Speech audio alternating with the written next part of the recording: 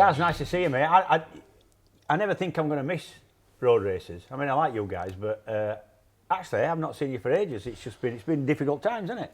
Yeah, it is strange, really. Obviously, we've done absolutely nothing, and then obviously got to do the last couple of rounds of BSB, and that was the case.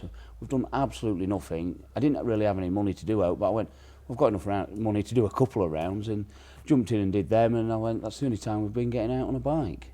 How difficult has it been compared to short circuit races, BSB races essentially, and World Supersport, World Superbike? We actually got a fair championship in, 3 rounds per meeting, meant we had a genuine championship, albeit squashing the last part of the year.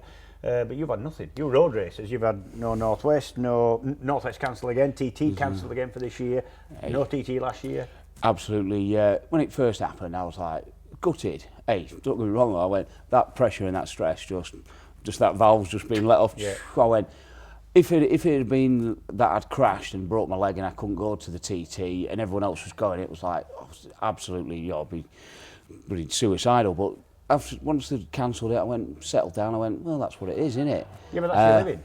Yeah, and then I go, how am I going to pay my mortgage? I went, so next thing is, I did what any sensible guy would do, and went to the pub for a week, and then thought, I need to get my head on here. What are you going to do with yourself? So sat with a lad and he says, need a labourer. Come labouring with me. I said, yeah, I'll come and do a bit of labouring for you. And he says, well, I didn't think you'd come, you rock star. And next thing I'm plastering on site, and back sparking and back. Well, they're going to say you're a tradesman anyway. Yeah, so it was not hard. Hey, it's hard climbing through lofts that are covered in muck when you've been flying around TT and earning money. It's a lot nicer way of doing it. But yeah, reality kicks in, doesn't it? And then next minute, back sparking and plastering. So I'm now getting all right at plastering. And what plans have you got for when you do get some racing? It's going to be quite a while for you lads. Hey, they said March, and now it's looking more April, innit? So, got a deal to go doing some endurance racing at No Limits. Yeah. We're developing the the CF motorbike, which hopefully would turn into a TT bike. Whether I ride that or not at the TT, we'll see. But we're planning on racing that in the lightweight class at No Limits. I'm doing the endurance on my BMW, so get a bit of riding on that. I've got a deal to do the full series, however many rounds we get on that. And then I'm going to push myself out to do some more British Supersport. And you're telling me you're setting up almost importing bikes?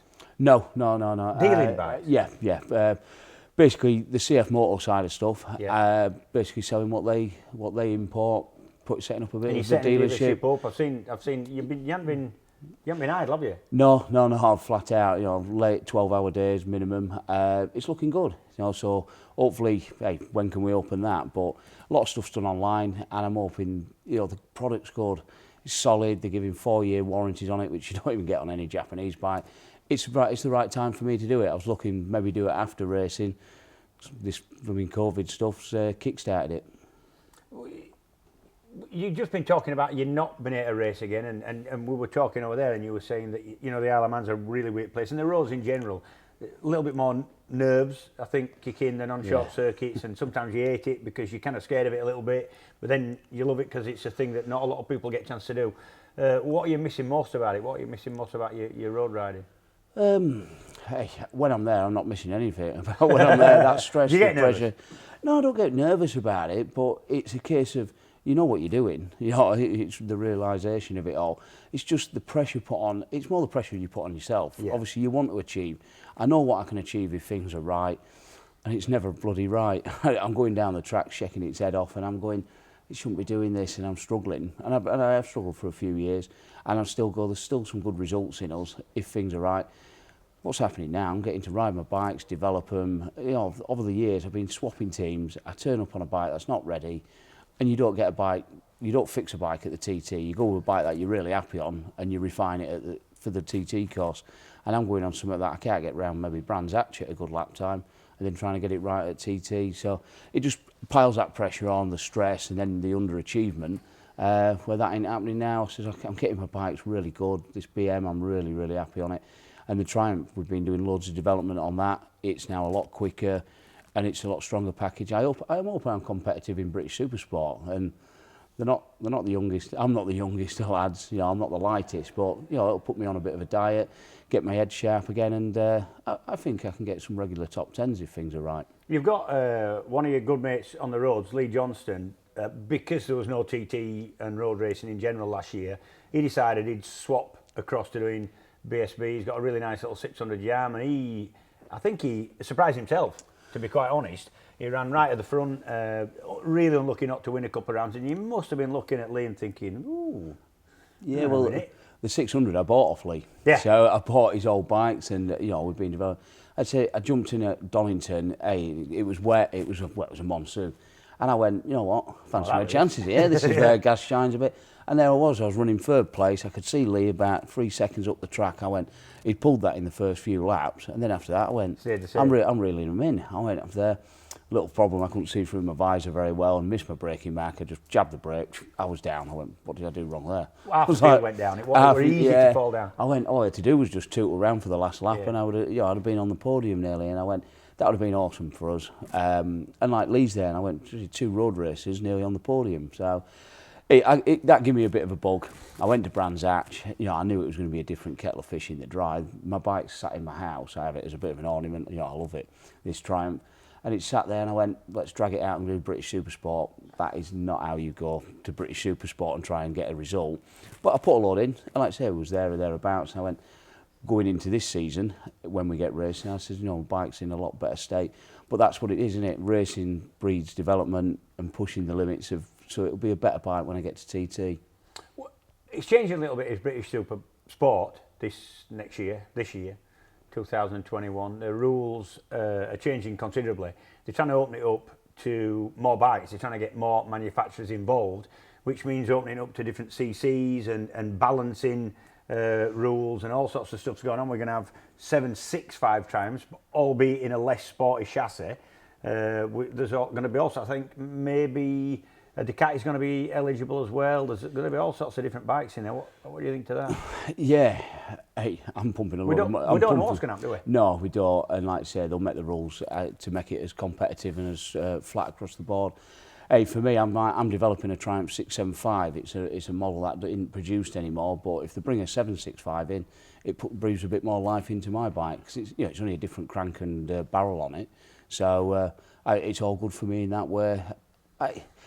I wouldn't want to be developing a bike that's going to be obsolete, you know. And I hope they make the rules so it is flat across it all. So then my bike's still, you know, competitive. You know, I mean, I don't want to be left with a ringer of a bike type thing, and I've pumped all my money into it, my mortgage and that. Yeah, I want a bike that's going to be ready and still. Are them rules going to go to TT? I don't know. 22, nobody knows what the hell's going on a little bit, but Stuart's running a good show, isn't he? And they'll make it right. That new Triumph's fly-by-wire, so all they've got to do is restrict it on the fly-by-wire side of stuff. It's dead simple to flatten it out. So they're not going to want one more manufacturer clearing off. To dominate, yeah, so, that's true. Yeah, so they'll make it right. You originally you were a motocrosser, quite a decent standard motocross as well. In fact, your first ever TT, I remember you were quite impressive anyway, because you went really quick as a newcomer. I think you were quickest newcomer that year. On a stocker I was. Obviously Steve was quicker on his superbike and that. But not much. You were well into 120s, weren't you? 23, I think. So, yeah. And but the most impressive thing that first year, I liked it because you were actually enjoying what you were doing. You weren't frightened of it. You went and you got stuck in, and there's a big picture of you with an unbelievable jump over Ballaugh Bridge. I think it's way mid-air. It's the biggest jump I've seen ever over there. Yeah. And you kind of like that. And well, Martin always had the biggest jump, didn't he? But there is a bit of a story that James. I was with James Edmead, because we was running out the same camp, weren't we, with Paul? And I went, so we're messing around, we're having a right laugh. Yeah. 2 mates flying around TT course, just there, we're overtaking the other, and we're going there. And he's coming up to Ballaugh, and I went, he's a bit of a girl on the old jump side of stuff. And I went, he's gonna knacker my jump up. I went, so I went, got to go past him. He pushed me to the edge of the track. I went, oh, I've got to go. And I went, oh, bugger, I've missed my braking mark. I went, oh, sugar. Just hit the throttle, and that's why I ended up jumping so far. Yeah. Because I missed my braking mark. I went, well, because I'm a motocross, I just straightened her up and went, go on for it. And jumped it, and I just went, oh, God. Just landed in a big heap, and then off we went. So, yeah, it wasn't meant to be that big. but it's a how good it kind picture. of, yeah, it's a great picture. Have you got that picture at home? It didn't make it. I wanted the picture to. My aim was I went, I've got to do real good at my first TT. I've got to get in MCN. I want to be in MCN. And anyway, no, obviously Steve took all the limelight because he was fastest on his superbike, and fastest ever newcomer at that point. But my picture of me going over Ballaugh Bridge with one hand in the air, it made it into an American publication, which I found, and then I got that magazine. So I've got the picture. Good lad. It's on my mum's fridge, in fact. Good oh. Yeah. I thought you'd have it somewhere. Do you do any motocrossing still? Because you were quite a decent standard motocross, weren't you? No, I haven't done any. Are you road racing now? Yeah, road racing. But I am in the process now with this lockdown and things going on. The dealership, it is. I've set it up and got into partnership with my first ever sponsors. That sponsored me on motocross, and so that's kind of getting the bug back a bit. He does motocross. He's done arena cross. Their lad Jimmy, and it's kind of getting me back in the buzz. So I'm going to try and find an old RM. Something that I rode when I back in the day, a two-stroke, and do it up and make it look smart and get back into a bit of motocross. But whether my body and my arms can take it, I don't know. It is hard work, innit? Innit? Yeah. And Little Bird tells me you've got engaged over lockdown. Yeah. She's probably the luckiest girl around at the minute there. So, Many would disagree. No, I've picked a good one there. So yeah, we've ended up getting engaged and plan to get married if we do, probably in Thailand in 2022 after Macau. So it'll probably turn into a Macau road race into a wedding, so which would be great, fantastic. It'll be a good laugh, yeah. Speaking of Macau, you've raced a lot of circuits, a lot of road circuits, all the Irish road circuits, a lot of short circuits as well. You've done some endurance, you've done a lot of racing, a lot of it on the quiet as well. Favourite circuit? Where do you like riding? What type of circuit? Difficult one, that, James. I'd have to split it into categories. Road racing, but even road races, you go. The Northwest is the Northwest, isn't it? It's freaking totally awesome. Different field, though. It's 210 mile an hour in slipstreams. You just go, it's awesome. You can't replicate that anywhere else. Then you go, well, that was the best road race I'd ever been to in my life. Then I went to TT, head exploded. That is unreal, and that is unique and sits. And then I went to the Ulster. And the Ulster is fast place. Oh, it is wild. Sliding both tyres in sixth gear and all over. And I love that. All individually different. And then went to Macau with, yellow and black. And I just went, I love that place. And I just went, so picking one of them out, I went, no, I love them all. I would take TT, Ulster, Macau, slightly over Northwest, but in different ways. I went, I can't split them. I love them all. And like I say, I love road racing. And then short circuit wise, Suzuka, Phillip Island. I was looking up. I've got a bucket list of tracks I wanted to do, and Suzuka was one. Phillip Island, I want to do Laguna Seca, and I've managed to do Phillip Island and Suzuka, and loved them both. Yeah. So they'd go in my top circuits. Really. I'd agree with her. Yeah, I love Phillip Island. Yeah, Laguna's mega. UK, Thruxton, absolutely love Thruxton. Just fast and flowing and flipping ballsy. Yeah, just love riding my motorbike. Yeah. Do you have any heroes when you came through? Because you came, like I said, straight from motocross. I'm not sure whether you even watched road racing as a kid. No, it's quite bad, my knowledge on history of road racing. It isn't so bad now, because obviously I've got so into it. But no, I didn't have any real heroes. I was in Ricky Johnston, the motocrosser, and David Knight, the enduro racer. Yeah. They were my heroes. Then when I got into road racing I watched a video with Philip McCallum on and just went, that guy's nuts. He's nuts. Absolutely nuts. How he's still alive. And now you know him, what do you think about him? He's freaking nuts. He's absolutely nuts. Yeah, loves it. Any of them road races type thing, a lot of respect for him. But a hero thing, what it was, it was motocross. Yeah, I thought it would be, yeah. I mean, speaking of Philip McCallan, I think 11 times TT winner Philip. I mean, honestly, I kid you not, the man's, when I say lunatic, I mean that in a really lovely way. He's just a complete loon, and he still is now. Yeah. He runs a successful Triumph dealership, doesn't he? Yep, yeah. In Northern Ireland, but the hardest man, I've never known a man ride as hard on road circuits. And I was involved with a couple of races with him, Ulster Grand Prix, Northwest, when the brief period that I did a little bit of road racing, pure road racing. And I got involved in a real scrap at the Ulster on 600s.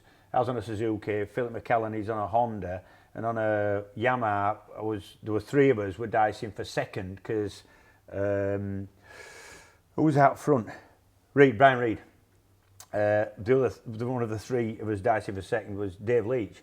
So me, not a roads kind of novice, and a little bit scared, end up in a battle with two of the flipping hardest men of road racing at the time. Because Dave Leach was exactly the same. He'd no quarter asked or given. I say that. Are you going on them old road? What about Locker? Yeah. Well, I never got involved with Locker. Didn't you? Oh, no. Jesus Christ! He took me out 3 times. They took me nearly out at Northwest. Took my elbow. Took me out at there. I went, Jesus Christ! He's 59 years old. And he's taking me out as a spunker. So, yeah, there's some hard races, but how some of them survived. I went, Jesus. If you could ride at one circuit, I know that we've said that you don't have a favourite circuit. It seems to me like everywhere you've ever ridden, you kind of as a favourite. Where would you, if you're going to have one left in you, where would it be? I'm asking kind of everybody this. Hey, obviously you'd always want to do one last lap of TT, but I like anywhere where we have a good time, and that. So when you go out to Australia, to Phillip Island, I'd love to have another go at Phillip Island. I would, just because you travel to Australia, you're out there, the old, everything about it that way. But Macau, I don't know. I'm going to just keep saying the tracks I've just said. Yeah, just to have one fast lap on one of them. It's hard. But saying that, let's say in one way, let's say I hate it every time we get to a road race because of the pressures and the danger. When does it, the nerves you feel it? The TT is really weird because you don't have a grid and then a warm-up lap and then a sighting lap and then go with everybody else. You it's the whole build-up. You're not been on a bike all day. It's really quiet that morning. You know what you've got to do. You're nervous, and it kind of builds up because unless you're setting off number one, you can hear bikes going off. And then you get sort of more nervous, and you're moving forward, and people are disappearing from around you, wishing you good luck, patting you on the back, and the whole build-up. When does them nerves disappear for you? Is it as soon as that little flag goes? As soon as you let that clutch out, you just set off, and then you just drop into race mode. It's just hitting every gear perfect, off the line, stopping it wheelie in the first couple of gears, bang, bang, bang, and you forgot about everything. By the time you've got it sent linears and you're starting to wobble, you're just going, that's it. It's gone. It's programmed now with race mode. But you do. I always go, well, this is me. A breakdown into bottom of the hill. Quarterbridge. Down into Quarterbridge. Accelerate, and then when I get to Braddon, I kind of like take a deep breath, set again, boom, then go through Union Mills, and as I climb up the hill, I'm like that going, right. So it's 2 little races for me. Get to Union Mills, then my heart slows down, bump, and then set into your rhythm of the race. And that's I've done it, and it's from the start, from the very first TT. It was like set off like a lunatic, and then I've done it one year when I set off I was on the Robinson concrete bike, and I went right, and I didn't settle at Union Mills. I come down into Crosby. As I come out of Crosby, the bike started wobbling on Superbike, and I went like that. My arm had gone solid. I went, I've only done a mile and a half, and I've got arm pump, and I was as fit as a butcher's dog. I was doing 2.5 hours on a blooming rowing machine at the time. I was as fit as hell, and I went and I had a solid arm. I was coming out of Crosby.